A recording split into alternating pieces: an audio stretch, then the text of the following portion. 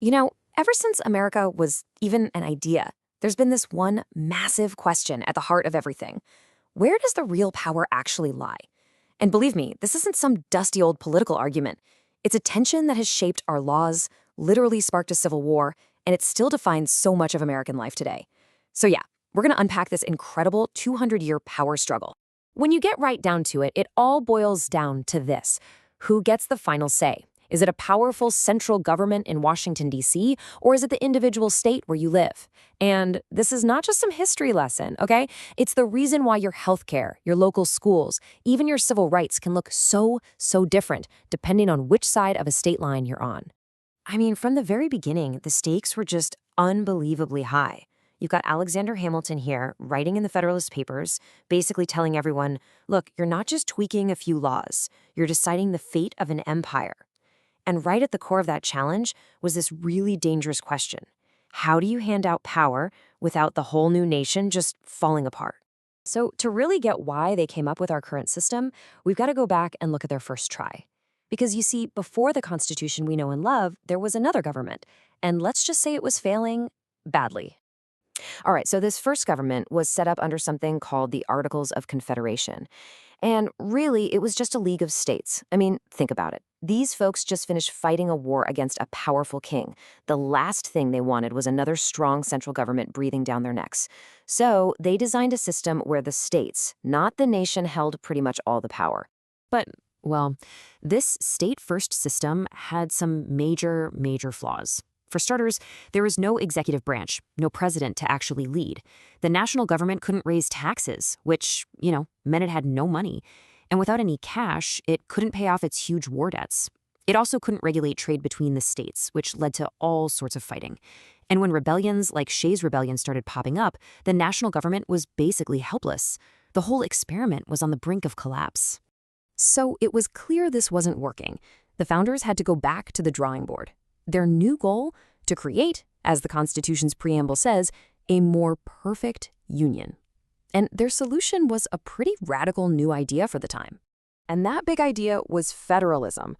Now, I know the official definition can sound a little academic, a little dry, but the concept itself is nothing short of revolutionary. Instead of making this either-or choice between national power or state power, they decided to have both. Sovereignty, which is just the ultimate authority to govern, would actually be shared. Okay, so how does this actually play out in the real world? Well, you can kind of boil it down to three basic rules. Rule 1, you've got multiple levels of government, national and state, that have power over the same people, you and me.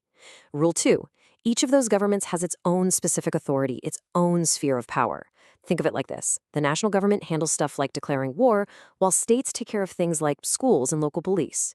And Rule 3, and this one is absolutely key, neither government can just get rid of the other one. They're basically locked together by the Constitution. Now, to calm down everyone who is still terrified of a big, powerful central government, they added the 10th Amendment to the Constitution.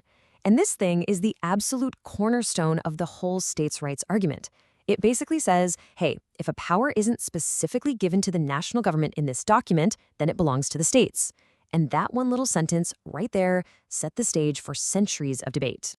And oh boy, what a debate it has been. The history of American federalism is really just the history of this constant tug of war between a view that puts the nation first and a view that puts the states first. And this power struggle wasn't just one big argument. It's evolved through some really distinct phases, as you can see right here. It started out with an era of pretty clear separation. Then it moved into more of a cooperative phase, and it's still shifting and changing even today. So let's start at the very beginning, with a period we now call dual federalism. So in the early days, people saw the relationship as dual federalism.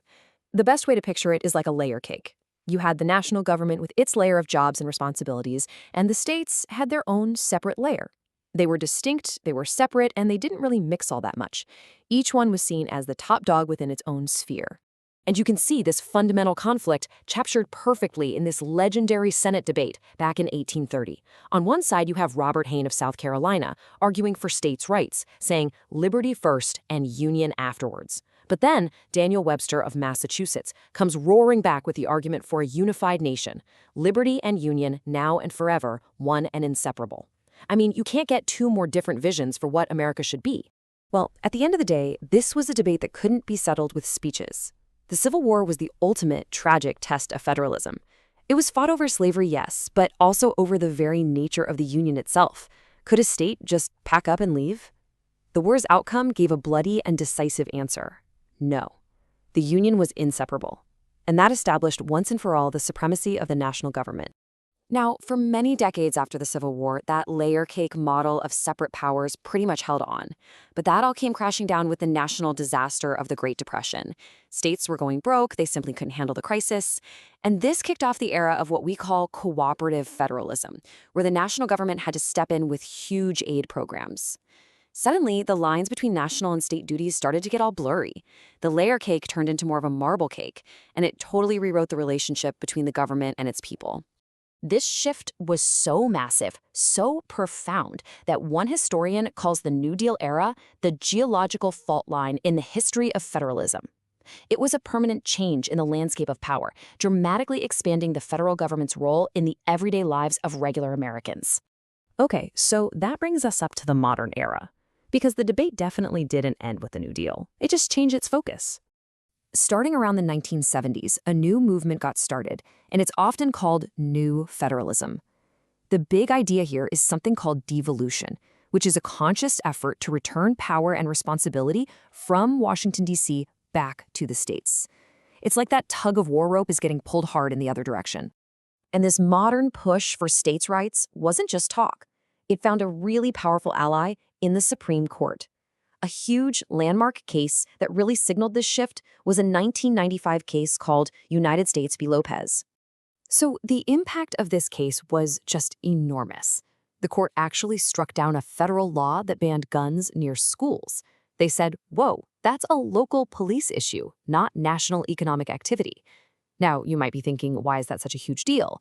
Well, for decades, Congress had been using its power to regulate interstate commerce to pass laws on all sorts of things.